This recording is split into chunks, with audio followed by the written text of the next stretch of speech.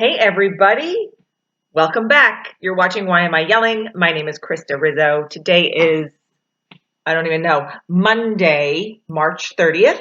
We are almost in April, and I feel like on April 1st, we should all wake up and have this be a big April Fool's joke. But unfortunately, it is not. And so today, I feel like we need to talk about temporary normal. That's what I'm calling this situation that we're in. That's what I'm calling the whole experience that we're having, because I know that it is temporary. I know these things. And I think a lot of people are panicking or are very nervous about what the future holds. I know my husband and I have conversations about it every day because we don't know. We don't know when school is going to go back. We don't know when we're going to be able to go back to our apartment in New York City. We don't know any of these things. We don't know when we're going to go back to work, right? I don't know when my clients are going to be hiring for me to come back and do live workshops in their offices, or when my speaking engagements that I had already been booked for are going to be rescheduling. We're all working on these things, and it's the unknown, I think, that kind of freaks us out because, for some of us who like to fly by the seat of our pants, and sometimes I like to do that and sometimes I don't, this can be very unnerving. And not knowing is scary. We are finding, more and more people have this COVID-19 sickness. And I think as we find more people that are having it, we are going to be connected to those people. I myself have several friends, friends of friends, spouses of friends who have it. They are recovering, so that's all great news. But it is unnerving to see pictures of your city with nobody on the sidewalk. And I live in a city of millions and millions of people. It is unnerving to see pictures of your parks that have temporary hospitals set up in tents in them. And I think if you don't think that it's going to happen in your neighborhood, you're wrong. So, how do we deal with this temporary normal that we're all having to readjust for? I will say that last week I felt frantic. I was, all over the place with trying to get the kids up on a schedule for their new homeschooling routines and schedules, trying to backfill stuff for my business, raising money for the charity that I'm partnering with to raise money for families in need and for frontline workers who need medical supplies. There's just a lot on my plate. And while it doesn't seem like a lot, all of a sudden it can catch up with you and it will make you feel frantic. And I said that to my husband the other day. I said, I feel frantic. And I'm not usually a frantic person. I don't freak out in times of emergency. That's just not how I react. But I think because the unknown is upon us and I have children to worry about in this situation, and make sure that they are safe and healthy and getting what they need and are being educated and are following their schedules and their rules and things, that I was putting too much pressure on myself. And I was starting to have legit anxiety moments. And I think that that is normal. And if you are somebody who doesn't typically have them, it's okay to have them. It's okay to not know about the unknown and kind of freak out for a minute.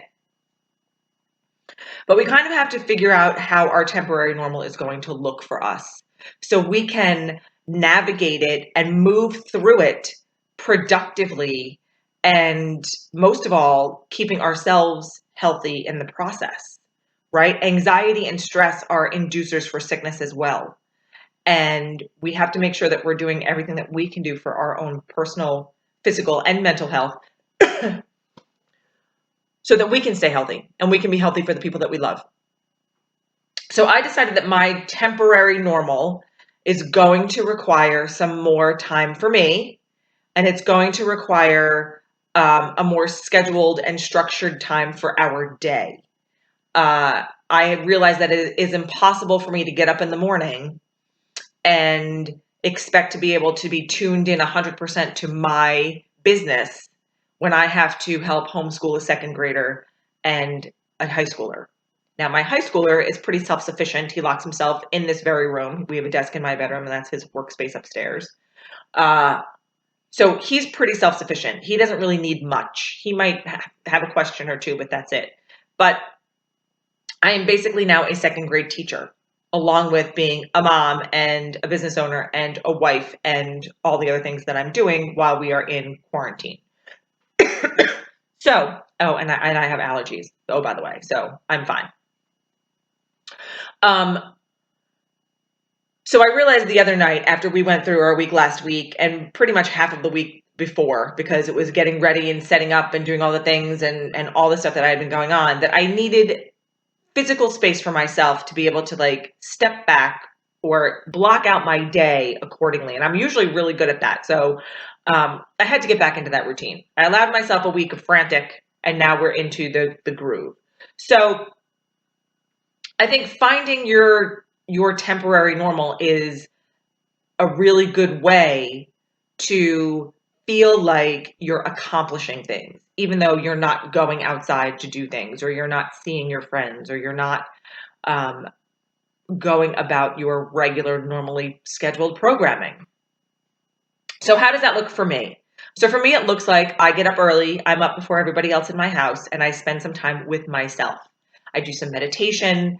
I'm going to get up starting tomorrow. I just signed up for this yoga thing. So I'm going to do free online yoga in the morning at like 6:30. This way I can have time for me, have my cup of tea, organize my day, get the kids up at like 8 or 8:30 and get them started on their day, breakfast, school. And so I've decided that between the hours of 9 and like 11:30 or 12 o'clock, I'm going to be a teacher.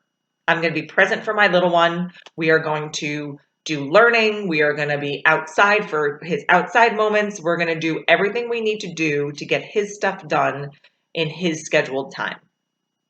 And then between the hours of 1 and 5 o'clock, that's my time. And I can work on my business, get my stuff done, do my charitable obligations,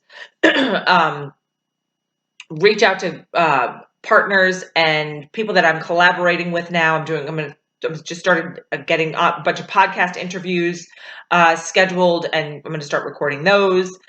So there's a lot of stuff that I need to do for me that I felt like was falling by the wayside. Doing a lot of online stuff, pivoting my business again because I'm not live and in person. So I'm going to do a lot of virtual stuff for clients, and I think that's amazing. And it's a really great opportunity to try new things. And then, between the hours of 5:30 and the evening, it's dinner and family time and, unwind and relax. And then whatever it is we need to do. I've been scheduling Zoom calls with my girlfriends.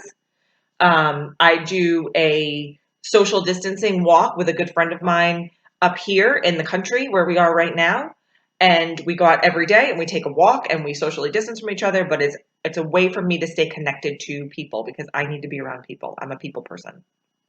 I'm a connector.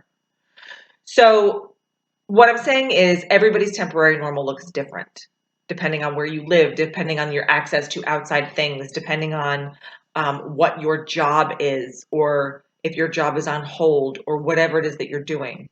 But I highly, highly encourage you to block out your time during the day to give yourself the space that you need in order to reduce, because eliminate is not the right word, your anxiety and your stress, because I know that we are all feeling it. We're feeling it with our finances. We're feeling it with our lack of human connection. We're feeling it in a lot of different spaces, right?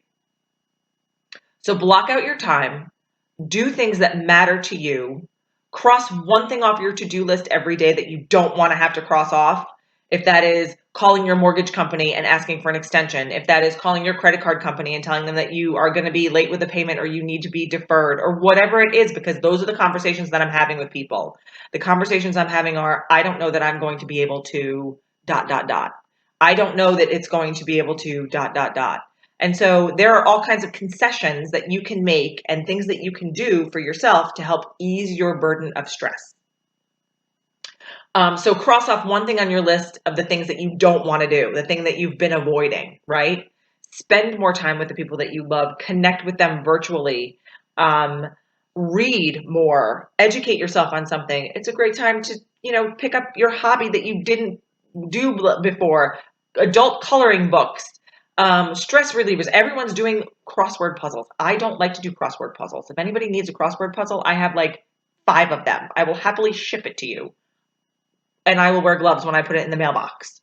But really try to find a way to unwind, and make yourself feel like you're being productive in times of uncertainty. Because if you focus on the uncertainty, you're going to lose a lot of productive time, right? Stop scrolling, put your phone down, allow yourself 2 or 3 times a day to check on your social media, but don't make that a thing, right? Step away from it for a minute. It's not going anywhere. Focus on how you can create movement in your business. Focus on how you can serve others, how you can help, how you can lend your voice to somebody who needs more help than you do. There's always somebody out there who needs more than you do. So that's my advice. Find your own temporary normal routine, program, schedule, if you will, because that will help you stay focused on the things that you need to do. This is only temporary, you guys. And I don't know if it's temporary for the next few weeks, the next few months, or however long. But I do know that we will get through this. And I do know that we will come out the other side changed completely.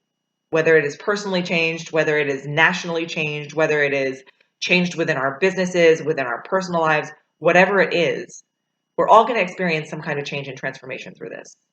And so focus on that. Focus on what you want your transformation to look like, because now is the time to be able to expand on that and use that to your advantage in your creativity and your giving and your personal branding and whatever it is that you're doing. This is temporary and we will get out of it. And I will be back here tomorrow with some more to give back to you. Have a great night, everybody. Be safe. Don't touch anybody. I love you.